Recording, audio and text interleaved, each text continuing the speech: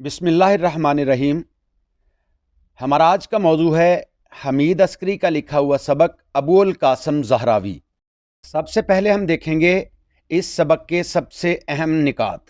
سب سے پہلا پوائنٹ ہے ابو القاسم زہراوی سرجن اور سائنسدان، کہ وہ سرجن تھے اور پھر سائنسدان کیسے تھے، اس پر ہم بات کریں گے۔ اس کے بعد دوسرا پوائنٹ ہے کہ زہراوی آپ کے نام کا حصہ کیسے بنا۔ اس کے بعد ہے اسپین کا مشہور حکمران عبد الرحمن ناصر کون تھا اور اس نے کیا کیا تھا۔ اس کے بعد ہے قرطبہ کی شان و شوکت، کہ قرطبہ کہاں پر واقع ہے اور اس زمانے میں اس کی شان و شوکت کیا تھی۔ اس کے بعد ہے کہ ابو القاسم زہراوی نے اپنی تعلیم کہاں سے مکمل کی اور اس کے بعد انہوں نے پھر کیا کرنا شروع کر دیا۔ اس کے بعد ہے قرطبہ کا شاہی شفا خانہ اور ابو القاسم زہراوی کی عملی سرجری۔ اس کے بعد ہے ابو القاسم زہراوی کی کتاب تصریف کے بعد ہیں تصریف کے حصے۔ اس کے بعد ہے کہ تصریف کہاں کہاں پڑھائی جاتی رہی، اور آخر میں ہے تصریف جو عربی زبان میں تھی اس کی ٹرانسلیشن، اس کے تراجم۔ ابو القاسم زہراوی کا تعلق اندلس کے ساتھ تھا، جس کا آج نام اسپین ہے۔ ابو القاسم زہراوی سرجن بھی تھے اور سائنسدان بھی تھے۔ سرجن کیسے تھے؟ کیونکہ دنیا میں ابو القاسم زہراوی سے پہلے سرجری کا، آپریشن کا کوئی رواج نہیں تھا، اس لیے سب سے پہلے آپ نے سرجری شروع کی، اس لیے آپ سرجن کہلائے۔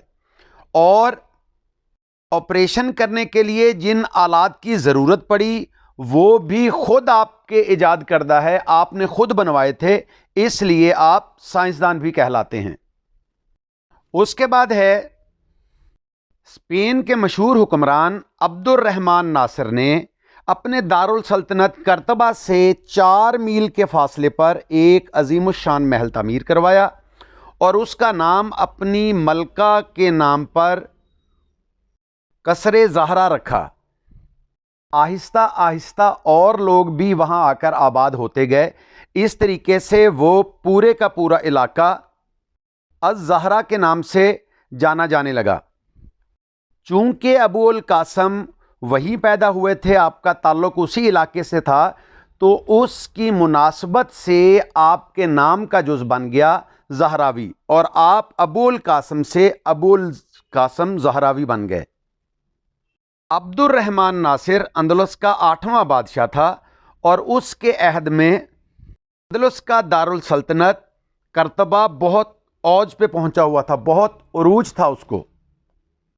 قرطبہ میں اس زمانے میں 3800 مساجد، 60,000 آسمان تک باتیں کرتی ہوئی عمارتیں، عام لوگوں کے 2 لاکھ مکانات، 8,000 دکانیں اور 700 حمام تھے اس زمانے میں۔ قرطبہ کی آبادی 10 لاکھ باشندوں پر مشتمل تھی، جس میں 50 سرکاری ہسپتال بھی موجود تھے۔ قرطبہ کی شاہی لائبریری میں اس زمانے میں 2 لاکھ سے زائد کتابیں تھیں۔ قرطبہ یونیورسٹی اس زمانے میں مغرب کی عظیم ترین یونیورسٹی تھی، جہاں مختلف مضامین کے جلیل القدر علماء تعلیم و تدریس اور تحقیق و تالیف میں مصروف رہتے تھے۔ یہی وہ ماحول تھا جس سے ابو القاسم زہراوی نے بھرپور فائدہ اٹھایا۔ ابو القاسم زہراوی کی سب سے بڑی خوش قسمتی یہ کہ اپنی تعلیم مکمل کرنے کے بعد انہوں نے قرطبہ کے شاہی شفا خانے کو جوائن کر لیا، شاہی شفا خانے کے ساتھ منسلک ہو گئے اور انہوں نے عملی سرجری کا آغاز کر دیا، مطلب کہ پریکٹیکلی آپریشن کرنا شروع کر دیا۔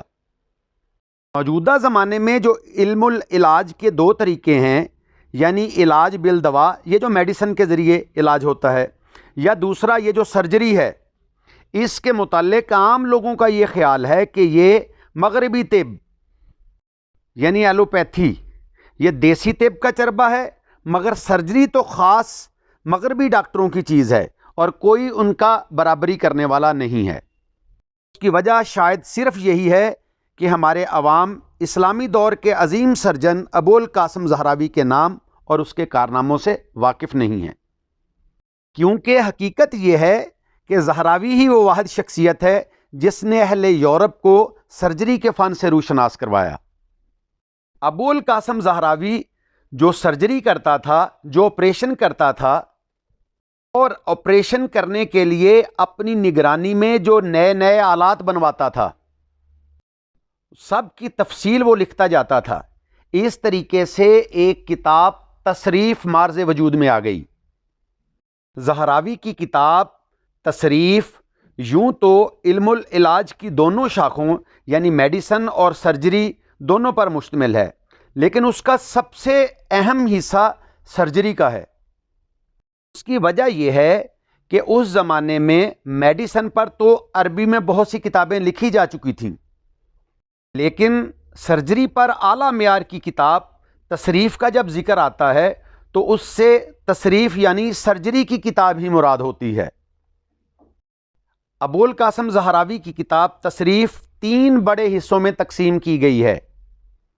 پہلا حصہ داغ دینے سے متعلق ہے، وہ جو پرانا طریقہ علاج تھا، جبکہ دوسرا اور تیسرا حصہ عملی سرجری کے متعلق ہی ہے، اور یہی اس کتاب کے اہم ترین حصے ہیں۔ ان میں دانت نکالنے، آنکھوں کا آپریشن کرنے، حلق کا کوا کاٹنے، مثانے میں سے پتھری نکالنے، بواسیر کے مسوں کو کاٹنے، خنازیر کا آپریشن کرنے، ٹوٹی ہوئی ہڈی کو جوڑنے، اترے ہوئے جوڑوں کو چڑھانے اور ہر قسم کے پھوڑوں کو چیرنے کی تفصیلات تفصیل سے دی گئی ہیں۔ ایک سرجن کو سرجری کے دوران 90% جن اعمال سے واسطہ پڑتا ہے، اس کتاب میں سب کی تفصیل دی گئی ہے، اور سرجری کے دوران جن آلات کی ضرورت پڑتی ہے ان کی تشریح بھی نہایت خوبصورت تصاویر کے ذریعے کی گئی ہے۔ تصریف عربی زبان میں لکھی گئی ہے، اور تصریف سے پہلے سرجری پر اتنی اعلیٰ پائے کی کوئی کتاب موجود ہی نہیں تھی۔ ابوالقاسم زہراوی کا طرز بیان عام فہم اور زبان بہت سادہ ہے۔ اہل مغرب جو مسلمانوں کے ناموں کو بگاڑنے میں خاصی مہارت رکھتے ہیں، ابوالقاسم زہراوی کو ابوالقاسس، البوقاسس اور الزہراویس کے نام سے یاد رکھتے ہیں۔ یورپ میں بھی 18ویں صدی تک کے تمام مغربی مصنف جنہوں نے بھی سرجری پر کتابیں لکھی ہیں، ابوالقاسم زہراوی کی فنی قابلیت کا نہ صرف اعتراف کرتے ہیں بلکہ جا بجا ان کی کتاب تصریف کے حوالے دیتے ہیں۔ بعض نے تو صاف طور پر کہا ہے کہ سرجری میں زہراوی ایک استاد کامل کی حیثیت رکھتا ہے، اور اہل یورپ نے ابتدائی سرجری میں جو کچھ حاصل کیا ہے وہ صرف زہراوی کی ہی بدولت حاصل کیا ہے۔ زہراوی کی یہ کتاب تصریف صدیوں تک یورپ کی تمام بڑی بڑی یونیورسٹیز میں داخل درس رہی ہے، اور یورپ کے سرجن اس کتاب کے حصوں کو سند کے طور پر پیش کرتے رہے ہیں۔ تصریف کا لاطینی ترجمہ سب سے پہلے وینس سے شائع ہوا، اس کے بعد اس کا لاطینی ایڈیشن جس میں عربی کتاب کی اصل تصویریں بھی بہت خوبصورتی سے چھاپی گئی تھیں۔